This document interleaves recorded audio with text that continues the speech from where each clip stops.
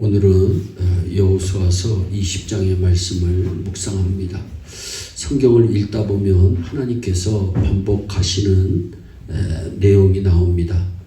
중요한 내용이기에 하나님의 백성들이 꼭 기억하여 지키도록 하기 위함이라고 믿습니다.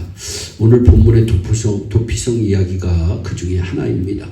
하나님께서 제일 처음 도피성에 대해 언급하신 것은 이스라엘 백성이 출애굽하여 신의 광야에 자리 잡고 있을 때입니다.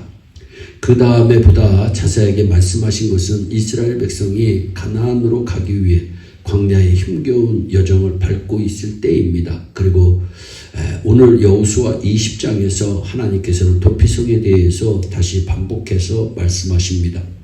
하나님께서 이렇게 반복 확인해 가면서 도피성을 세우게 하신 이유는 무엇일까요? 도피성은 하나님께서 실수로 살인한 사람을 보호하기 위해 특별히 세우신 성읍을 말합니다. 도피성은 6곳에 세워졌습니다.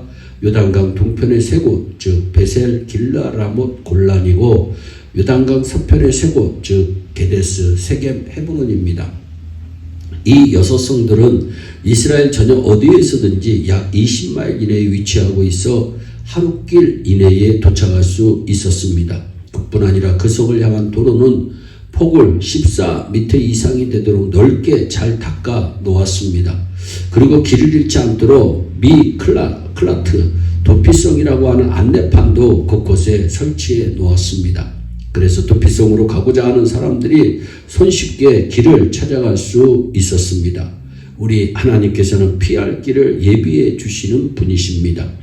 사무엘상 23장 19절 이하를 보면 다윗이 사울왕에게 쫓기는 다급한 이야기가 기록되어 있습니다. 다윗은 십강야 남쪽 하길라산 숲을 요새에 숨어 있었습니다. 그런데 십사람들이 이 사실을 사울왕에게 밀고합니다. 사울왕은 치밀하게 계획을 세워 다윗을 추격합니다. 다윗은 사울왕의 추격 정보를 듣고 일단 마온 황무지로 피했습니다. 그러나 사울왕이 여기까지 추적해 옵니다. 그리고 다윗과 그 일행이 숨어있는 곳을 포위합니다. 이제 더 이상 다윗에게는 피할 길이 없었습니다. 그런데 바로 그 순간에 블레셋이 진공해 왔다는 전령에 다급한 정갈이 사울왕에게 당도합니다. 사울왕은 어쩔 수 없이 발길을 돌려야 했습니다. 다 잡은 다윗을 그대로 두고 블레셋과의 전쟁을 위해 돌아서야만 했습니다. 그래서 다윗은 절체절명의 위기를 모면합니다. 이렇게 하나님의 놀라운 은혜로 절체절명의 위기를 모면한 다윗은 그곳의 이름을 셀라 하마느곳이라고 부릅니다. 이 말은 바위라는 뜻의 셀라라고 하는 말과 분리분할이라고 하는 뜻의 마느곳이라고 하는 말이 합해진 말입니다. 그러니까 하나님께서 사울왕의 추격으로부터 분리시켜 자기를 도피하게 해준 바위라고 하는 뜻입니다. 우리의 산성이 되신 하나님을 찬양합니다. 그렇습니다. 하나님께서는 다윗을 위해 셀라 하마 느곳을 준비해 놓으셨습니다. 하나님께서는 우리에게 피할 길을 예비해 주시는 분이십니다. 또한 하나님께서는 우리를 보호해 주시는 분이십니다. 도피성은 살인한 사람들을 보호하기 위해 만들어진 성읍입니다. 창세기 4장 15절 말씀을 보세요. 여호와께서 그에게 이르시되 그렇지 아니하다. 가인을 죽이는 자는 벌을 7배나 받으리라 하시고 가인에게 표를 주사 그를 만나는 모든 사람에게서 죽임을 면하게 하셨다 말씀합니다. 아벨을 죽인 가인입니다. 그래서 하나님 앞에 저주를 받은 가인입니다. 그러나 하나님께서 그를 완전히 버리지 않으셨습니다. 가인을 죽이지 못하도록 하셨고 구체적인 표까지 주십니다.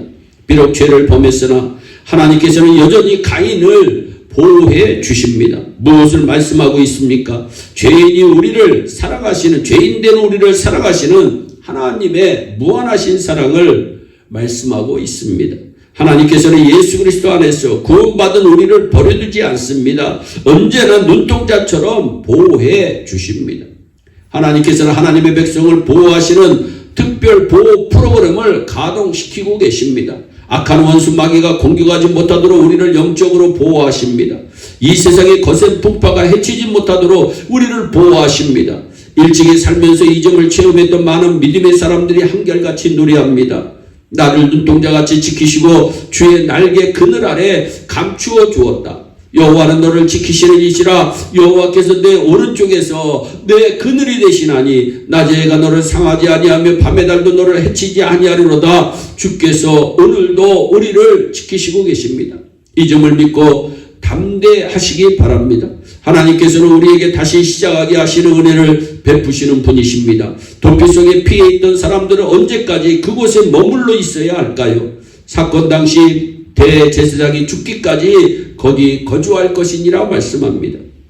대제사장이 죽게 되면 도피성에 피해 있던 사람들에게 사면령이 내려지게 됩니다. 그리고 다시 새롭게 새로운 삶을 시작할 수 있습니다. 그렇습니다. 하나님께서는 큰 죄를 범했던 사람들, 실수를 저질렀던 사람들, 그리고 실패를 맛보았던 사람들, 그들을 그대로 버려두지 않습니다. 새롭게 시작할 수 있도록 다시 시작하는 은혜를 베풀어 주시는 분이십니다.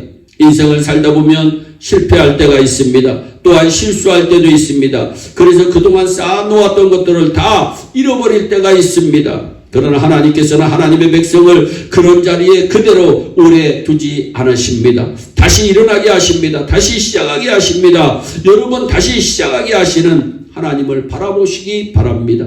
다시 시작하게 하시는 하나님의 은혜가 임하게 될 것입니다. 오늘 이 귀한 시간에 도피성을 통해 십자가를 바라보시기 바랍니다. 그래서 이 세상 살 동안 우리 모두 승리하고 영원한 도피성 저 천국에서 우리 모두 만나게 되는 축복이 넘치시기를 주 예수 그리스도의 이름으로 축원합니다. 기도하겠습니다. 사랑의 하나님 참 감사합니다. 하나님 도피성은 하나님의 피할 길을 예비하시는 분이시라고 하는 사실을 우리에게 교훈하시고 우리를 보호해 주시는 하나님이심을 우리에게 교훈해 주시고 다시 새롭게 시작할 수 있는 은혜를 베푸시는 하나님이심을 하나님 또 알려주심을 감사합니다. 우리의 온 성도들이 이러한 사랑이 많으신 하나님 안에서 늘 승리하며 살아갈 수 있도록 은총을 베풀어 주시옵소서. 감사하고 예수님의 이름으로 기도하옵나이다. 아멘.